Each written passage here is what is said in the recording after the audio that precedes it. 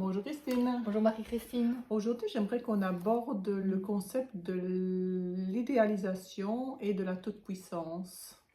Alors, l'idéalisation, c'est quelque chose qui est présent dans l'enfance. L'enfant idéalise son parent et c'est tout à fait sain, c'est tout à fait nécessaire pour que l'enfant puisse se sentir en sécurité, protégé. Et au cours de son développement, surtout à l'adolescence, eh bien, il va s'individuer, il va marquer sa différence et c'est aussi quelque chose de tout à fait sain.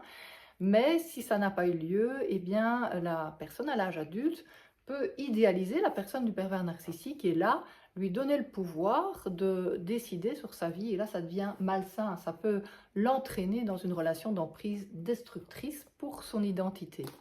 On voit souvent justement cette Mm. idéalisation après des ruptures ou de l'idéalisation dans des cercles dits spirituels. Mm. Qu'est-ce qu'il y a comme phénomène qui se produit là pour finalement ancrer cette personne dans cette croyance que l'autre reste un idéal malgré les souffrances qu'il aurait pu déjà transmettre?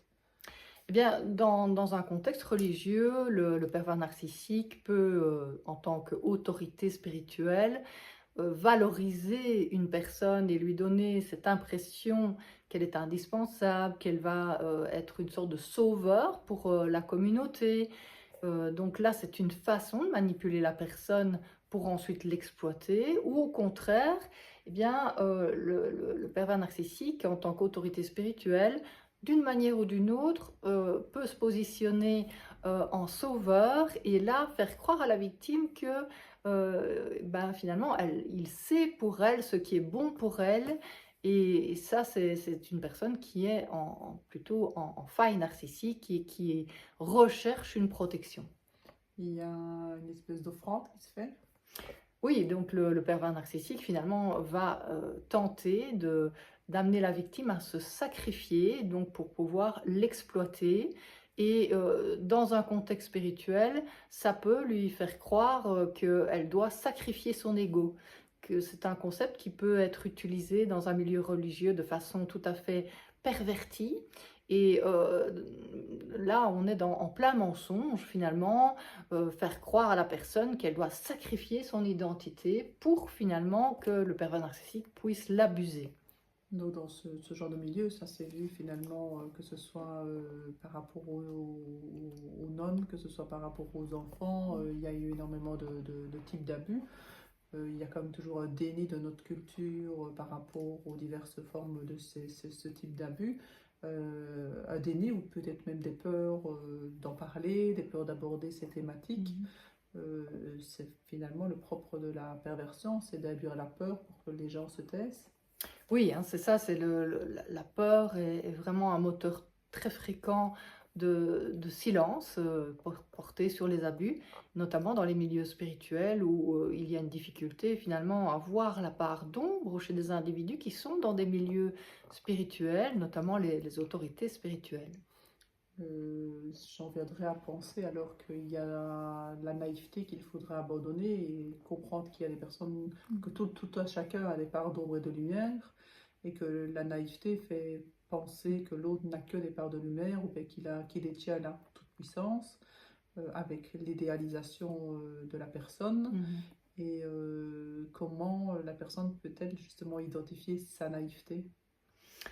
Bien, cette naïveté, justement, c'est une trop grande idéalisation qui va avec des croyances que l'autre est systématiquement bienveillant, alors que finalement, il y a des individus qui sont animés par des intentions malveillantes, l'intention de détruire l'identité de l'autre, de l'exploiter jusqu'à sa destruction physique.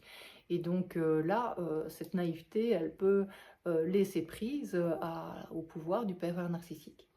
Du pervers narcissique masculin comme féminin. Mhm. Maintenant, en parlant de féminin, on entend de plus en plus parler du féminin sacré, des cercles de femmes, où il y a cette nudité qui est mise en avant, où est la barrière finalement de l'intimité du corps. Oui, donc dans cette ouverture au sacré, on peut finalement être manipulé par certains milieux où on confond l'offrande, comme l'offrande du corps du Christ, qui est évidemment offerte sur un plan symbolique, avec une offrande de son corps, et donc en oublier les limites, le respect de son intégrité, l'intégrité psychique, l'intégrité physique. Et donc là, le droit à l'intimité est un droit fondamental qu'il est important de rappeler pour ne pas confondre justement un don de soi au niveau du corps et un don de soi qui va avec du respect de soi. Donc idéaliser finalement une personne, ça peut risquer de le faire positionner un peu en tant que gourou. Tout à fait. Donc le gourou qui, lui, détient la toute-puissance sur la vie des autres, le pouvoir de décider ce qui est bon pour l'autre, de ses pensées, de ses décisions. Et là, on est dans l'abus. Donc même s'il n'est pas vu ou perçu directement comme un gourou, la personne qui façonne finalement le groupe à ses croyances induit justement ses pensées parfois perverties. Mais oui, c'est ça. Chez le pervers narcissique, c'est par induction qu'il procède, contrairement à d'autres manipulateurs, abuseurs. Il va induire chez la victime des pensées, des actions, des émotions, des sentiments que la victime n'avait pas au départ. Et de ce fait-là, elle croit que c'est elle qui décide de sa vie, alors qu'en réalité, c'est une induction du pervers narcissique sur sa proie. On le voit dans les ruptures amoureuses, parfois des personnes qui restent toujours dans l'idéalisation de la compagne ou du compagnon, à ses détriments. Et pourtant, cette personne qui aurait peut-être déjà avancé dans son acheminement reste toujours dans la persuasion que l'autre était l'être idéal. Comment est-ce qu'il s'est introduit finalement dans sa pensée? Eh bien, cette idéalisation, elle vient du fait que le pervers narcissique a affaibli la personne dans son identité et qu'il a pris le pouvoir, il a fait effraction dans le psychisme de l'autre pour prendre le pouvoir sur son esprit. Et donc, puisqu'il est dans cette toute-puissance, ou elle est dans cette toute-puissance, finalement, elle laisse une empreinte dans l'esprit de l'autre, qu'il est ou qu'elle est l'homme parfait ou la femme parfaite. Et donc là, cette destruction a fait son œuvre, puisque la victime garde finalement de cette relation d'emprise uniquement les bons moments, et alors que finalement l'emprise est globalement destructrice. Est-ce que le manipulateur fait ça aussi ou il n'y a que le pervers narcissique ou on peut voir ça dans les deux? Les manipulateurs, ils ont aussi cette capacité à dominer, à faire effraction dans le psychisme, mais ça n'a pas la visée de détruire l'identité de l'autre et de finalement l'exploiter comme le fait le pervers narcissique. Donc au niveau de l'idéalisation, on parlait de naïveté, on parle de l'altérité.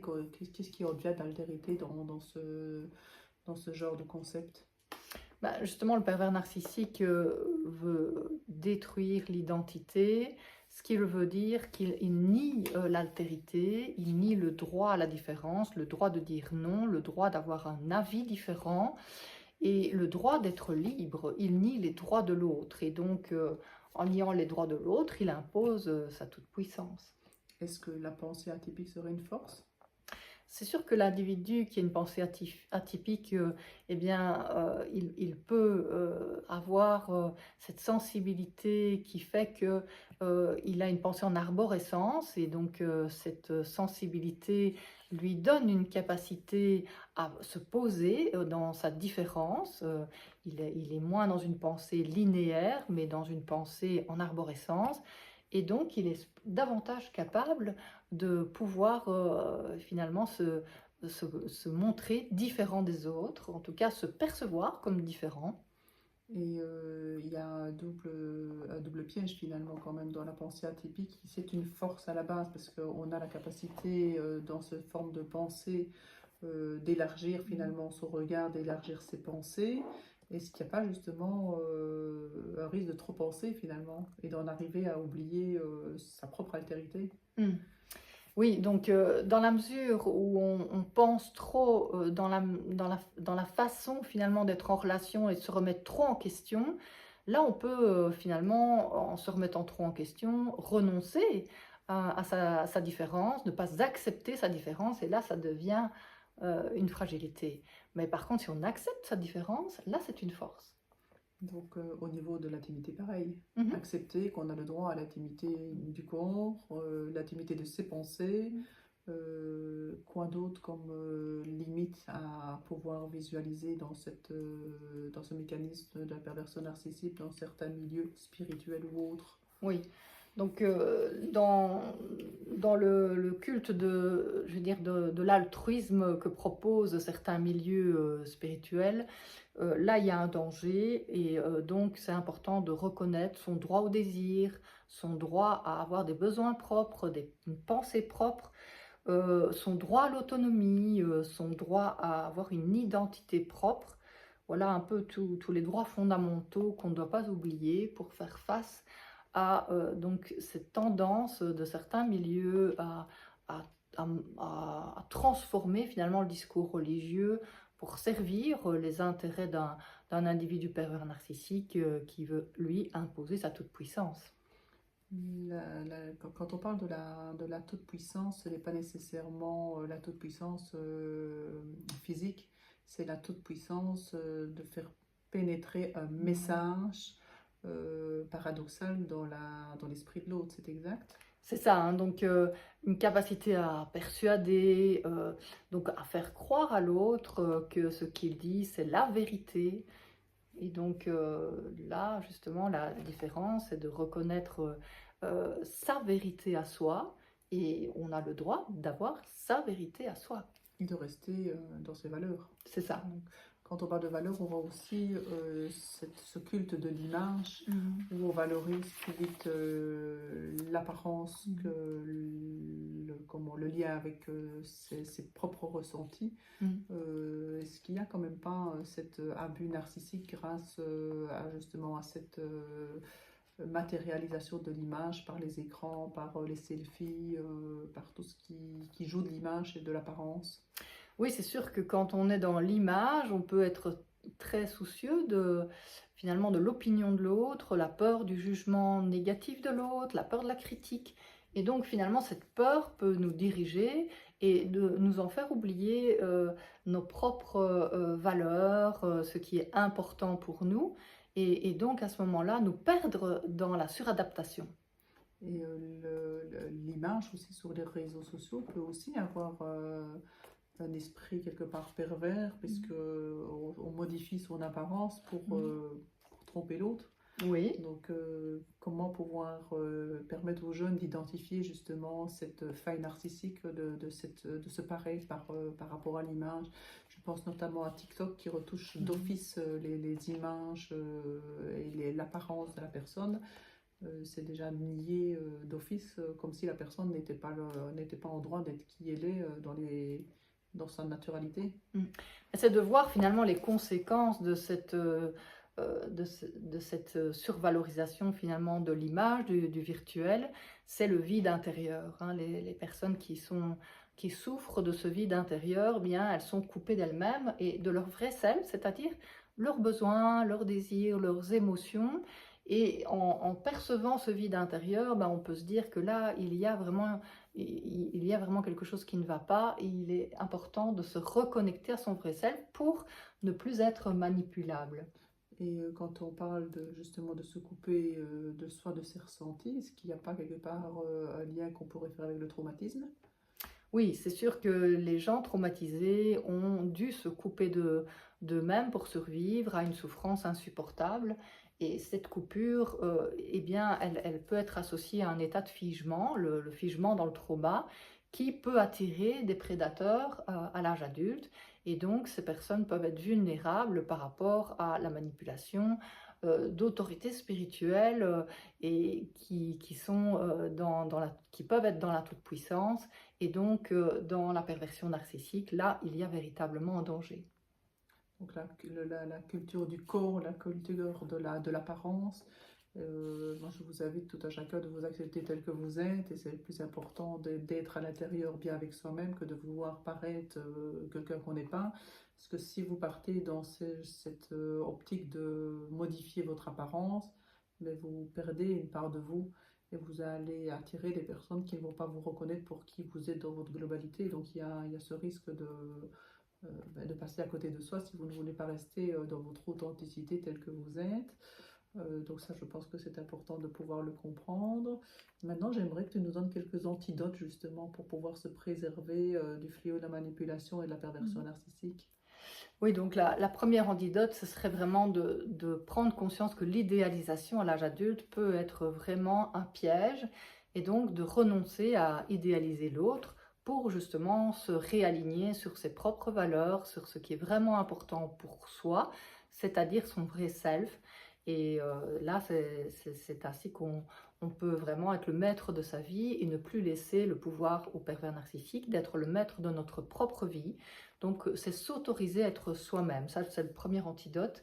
Et donc, le deuxième antidote, c'est de pouvoir avoir une connaissance des signes qu'on est dans une relation d'emprise destructrice.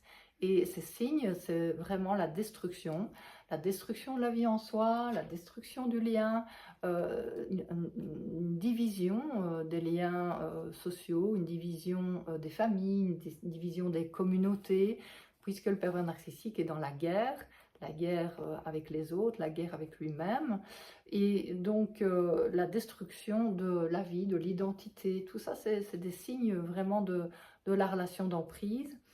Aussi l'exclusion des individus qui ne sont pas d'accord, qui ne sont pas dans la relation d'emprise, eh bien ils sont exclus de la relation au pervers narcissique et de la communauté qui est sous l'emprise du pervers narcissique. Ça, c'est une deuxième antidote. C'est aussi de se donner le droit à se différencier, donc le droit à la différence, le droit à être libre, à être authentique, à dire non, le droit d'être soi. Donc ça, c'est vraiment essentiel de s'autoriser ce vrai self et donc de travailler sur les mécanismes de défense en nous qui nous en empêchent. On a tous des mécanismes de défense qui peuvent nous empêcher d'être nous-mêmes. Ça, c'est les blessures de l'enfance, et les identifier permet de reconnaître nos peurs, reconnaître ces peurs qui nous empêchent d'être nous-mêmes. Alors, on a aussi justement l'abandon de la naïveté dont on parlait tout à l'heure, donc reconnaître ces parts d'ombre et de lumière pour pouvoir identifier cela aussi chez les autres, et notamment chez un pervers narcissique. Et faire le tri entre finalement ce qui nous appartient et ce qui ne nous appartient pas, parce que les victimes de pervers narcissiques peuvent être des personnes très empathiques, finalement, qui ont absorbé les émotions des autres dans l'enfance, ou qui absorbent les émotions du pervers narcissique à l'âge adulte, et qui finalement ne sont plus elles-mêmes, sont dans la confusion, dans la fusion avec le pervers narcissique. Donc s'identifier à l'autre, c'est très dangereux, et donc c'est pouvoir faire la différence entre soi et l'autre, faire le tri entre ce qui nous appartient, ce qui ne nous appartient pas, ça c'est essentiel. Éviter donc de se remettre d'office au service de l'autre quand il n'y a pas de demande. Hein. C'est ça, hein. Donc le pervers narcissique ne fait pas de demande, il fait des demandes indirectes, qu'on appelle des inductions, et là c'est très important de les percevoir, et donc ne pas répondre finalement à des inductions du pervers narcissique, se poser 5 questions quand on est dans une relation d'aide. Est-ce que l'autre a fait une demande? Est-ce qu'elle est claire? Est-ce qu'elle est précise? Est-ce que je suis la personne vraiment adaptée pour répondre à cette demande? Est-ce que j'ai envie d'aider, et est-ce que je me respecte en aidant? Et aussi, est-ce que l'autre va faire la partie du chemin pour pouvoir accomplir ce besoin, parfois un besoin simplement de se victimiser, contrairement à un vrai besoin qui sera manifesté et que la personne va s'investir également pour l'atteindre. Hein. C'est ça, hein, le pervers narcissique, il se victimise, il joue le rôle de victime, mais il n'est pas une victime. Et il culpabilise. Et il culpabilise l'autre si l'autre ose dire non. Voilà, je pense qu'on a fait le tour de la question. Donc on rappelle que l'idéalisation est un piège qui peut vous amener dans des relations toxiques. On rappelle que la toute-puissance n'existe pas. On rappelle également qu'on a le droit à avoir la pensée propre. Et je vous invite à noter les petits antidotes que Christine vient de vous donner sur la vidéo. Merci Marie-Christine. Merci Christine.